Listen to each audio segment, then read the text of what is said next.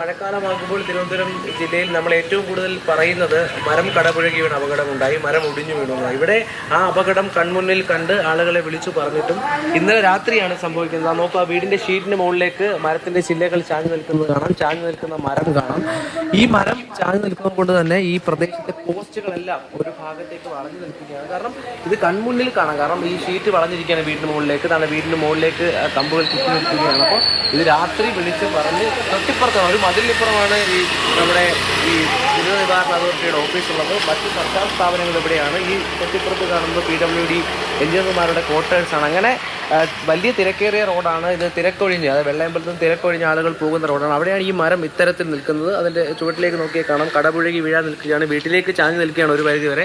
ഒപ്പം കേബിളിലേക്ക് അങ്ങ് ദൂരെ ആ പോസ്റ്റ് കാണാം, അതും ചാഞ്ഞ് നിൽക്കുകയാണ്. അതുകൊണ്ട് തന്നെ വലിയ അപകടം ഉണ്ടാകാനുള്ള സാധ്യതയുണ്ട്. ഇന്നലെ രാത്രി ഇവർ അഗ്നിരക്ഷാ സേനയെ വിളിക്കുന്നു, ദുരന്ത നിവാരണ അതോറിറ്റിയിൽ വിളിക്കുന്നു. അങ്ങനെ എല്ലാവരെയും വിളിച്ച് അവർ ഈ സ്ഥിതി കണ്ടിട്ട് പോലും ഇന്ന് രാവിലെ ഇപ്പോൾ 8:30 മണിയായി, മാറ്റമൊന്നുമില്ല. വീട്ടുടമ നമ്മളൊപ്പം രാത്രിയാണോ ഉണ്ടായിരുന്നത്? രാത്രി 10:30 ആയപ്പോഴാണ് സംഭവിക്കുന്നത്.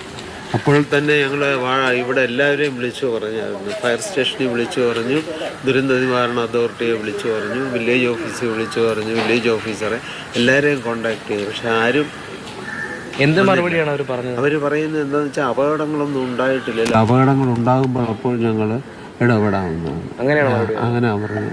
ഇന്നലെ രാത്രി മുതൽ ഇങ്ങനെ ചാഞ്ഞ് നിൽക്കുകയാണ്. ഇത് രാത്രി മുഴുവൻ ഇന്നലെ 10:30 ആയപ്പോൾ ഇത് വീണതാ. ഇത് വീണിങ്ങനെ ഇങ്ങോട്ട് ചാഞ്ഞ് നിൽക്കുക. ഏത് സമയത്ത് ഇത് കേബിള് പൊട്ടിക്കഴിഞ്ഞാൽ ഞങ്ങളുടെ വീടിൻ്റെ മുകളിൽ കൂടെ ആയിരിക്കും ഇത് വീഴുന്നത്.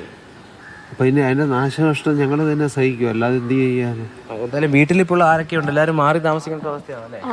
ചേച്ചിയും മക്കളും അവരൊക്കെ മാറിയാണ് താമസിക്കുന്നത്. അപ്പയും അമ്മയും ഞാനും മാത്രമേ ഇപ്പോൾ വീട്ടിലുള്ളൂ.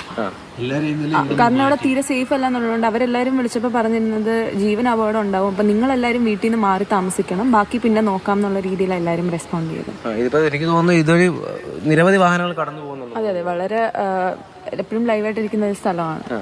ഇവിടെ ഈ പ്രദേശത്ത് ഇപ്പോൾ എത്ര വീടുകളെ ഇത് ബാധിക്കും? കാരണം അങ്ങോട്ട് കിടക്കാൻ ആ ദൂരെ കാണുന്ന പോസ്റ്റ് പോലും 100 വീടുകളുണ്ട്. അങ്ങോട്ട് പോയി കഴിഞ്ഞാൽ 100 വീടുകളോളം ഉണ്ട്. അപ്പോൾ എന്തായാലും സ്ഥലത്തിലെ കൗൺസിലർ ഇവിടെ എത്തിയിട്ടുണ്ട്, വിഷയം ശ്രദ്ധയിൽപ്പെട്ടിട്ടുണ്ട്. അധികാരികളെ ആരെങ്കിലും അറിയിച്ചിട്ടുണ്ടോ? കോർപ്പറേഷൻ്റെ ഹെൽത്ത് വിഭാഗത്തെ അറിയിച്ചിട്ടുണ്ട്.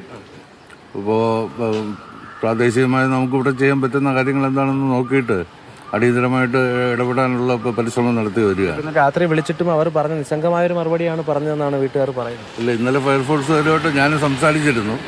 ഇന്നലെ രാത്രി അവർക്ക് തൽക്കാലം ഒന്നും ചെയ്യാൻ കഴിയില്ല. നമ്മൾ ലോക്കലായിട്ട് ഇവിടെ ആളുകളെ വെച്ച് മരം മുറിക്കാനുള്ള നടപടി സ്വീകരിക്കണമെന്നാണ് അവർ എന്നോട് ആവശ്യപ്പെട്ടത്. ഇന്നലെ രാത്രി ഒന്നും ഇപ്പോൾ പ്രത്യേകിച്ച് ചെയ്യാൻ പറ്റാത്ത സാഹചര്യമായിരുന്നു. എന്തായാലും ഇത് ഒരു ആളുകൾ താമസിക്കുന്ന റെസിഡൻഷ്യൽ ഏരിയ ആയതുകൊണ്ടാകണം ഒരുപക്ഷെ ഇത്ര നിസ്സംഗമായ ഒരു നിലപാടെടുത്തെന്നാണ് ഇവർ പറയുന്നത്. കാരണം നോക്കൂ, ഈ ദൃശ്യങ്ങളിൽ തന്നെ കാണാം എത്രമാത്രം അപകട സ്ഥിതിയിലാണ് നിൽക്കുന്നത്. തീർച്ചയായിട്ടും അതാ ദൃശ്യങ്ങൾ മനസ്സിലാവുന്നുണ്ട് രാഹുൽ. എത്രയും പെട്ടെന്ന് ഒരു നടപടി ഉണ്ടാവേണ്ടതുണ്ട്.